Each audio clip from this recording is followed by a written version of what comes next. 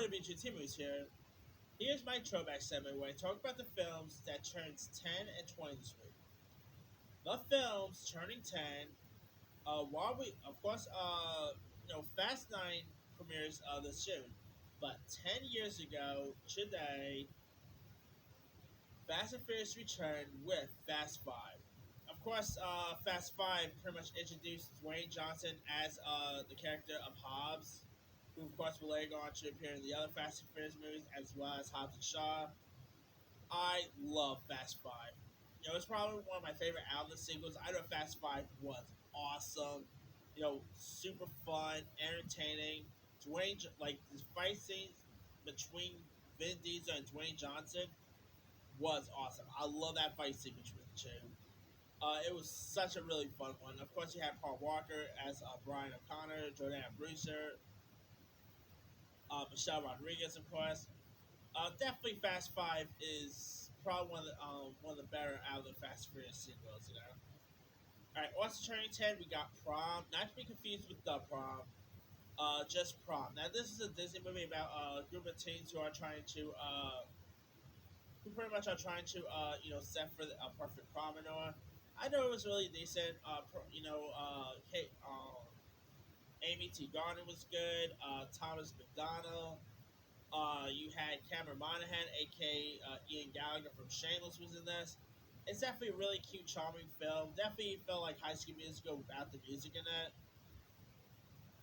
I mean, it definitely felt like a Disney original, like a Disney TV movie, but it actually went to theaters when it got released. Of course, you can actually find it on Disney Plus if you guys have not seen it. So yeah, really decent film. All right, also turning 10, we got Hoodwinked 2, Hood vs. Evil, the not so good sequel to 2006's Hoodwinked, which of course is a Red Riding Hood anime film.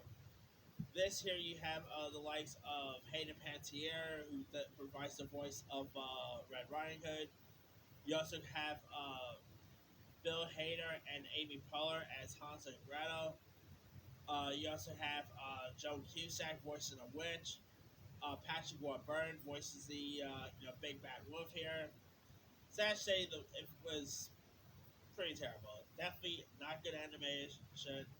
The first Hoodwink isn't so bad. That one had Anne Hathaway as Red Riding Hood. This time around, they ended up replacing her with Hayden Panettiere, so there's that. But yeah, Hoodwink 2, Hood vs. Evil is definitely not very good film.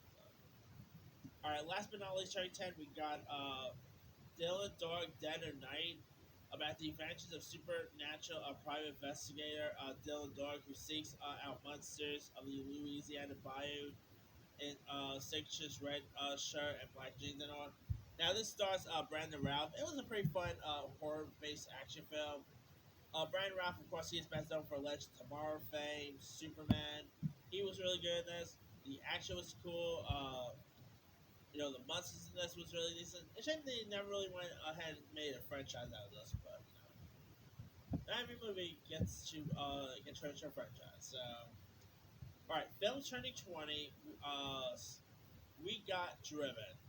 Now, this is a action racing movie that stars Sylvester Stallone, and it's about this young hot shot driver who is in the middle of a championship season and is coming a part of at the scene and all that. And he is I thought the film was pretty decent. It was directed by Rennie Harlin, who also gave us the movie Cliffhanger. He gave us Die Hard 2, Deep Blue Sea. He did a really good job with this film. The action is cool. It is non-stop fun action. Sylvester Stallone was great in this. I mean, if you guys have not really seen the film, definitely give it a shot. Probably one of the most underrated, underappreciated action movies to come out in years. All right, also turning 20, we got One Night at McCool's, which stars Liv Tyler, John Goodman, Michael Douglas, Reba McEntire. You had Matt Dillon was in this, and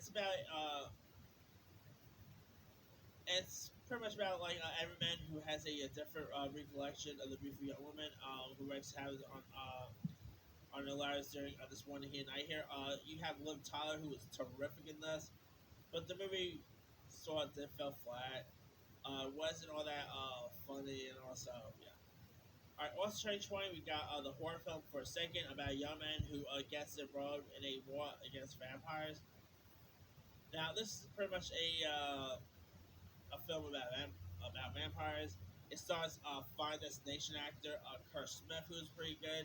It was a really creepy vampire-based film. So, last but not least, 2020, we got Town and Country about Pierce Stoddard, played by Warren Beatty, who is this well-known New York architect who is at the crossroad here. Uh, and so, he has a, and of course you got Diane Kidd, who plays like his wife here, and others, and he also turns a pretty much nexus where twists and turns leads to a matter of missteps and some. And you got like some other friends of his. You got Mona, played by Goldie Hawn, and Gary Shanley plays Goldie Hawn's husband. It was not so good. I mean, I love Warren Beatty, but why did Warren Beatty said yes to a film like this? I mean, yeah, Warren Beatty is a man. So yeah. But you had some really good cast here too. Like you had Diane Keane was good, Goldie Hawn, but sadly the script wasn't so good. So it was a tad bit boring at times. Not the character wasn't so likable. So yeah, not that good of a film. But anyway, that's pretty much it. Let me leave you guys. Which of these films stand out to you the most? The 10-year one, I'm probably going to go with Fast 5. And the 20-year one, I'm probably going to go with Throwback. Anyway, drop comments below. Don't forget to like, subscribe, hit that bell for more notifications. This is Timmy signing off.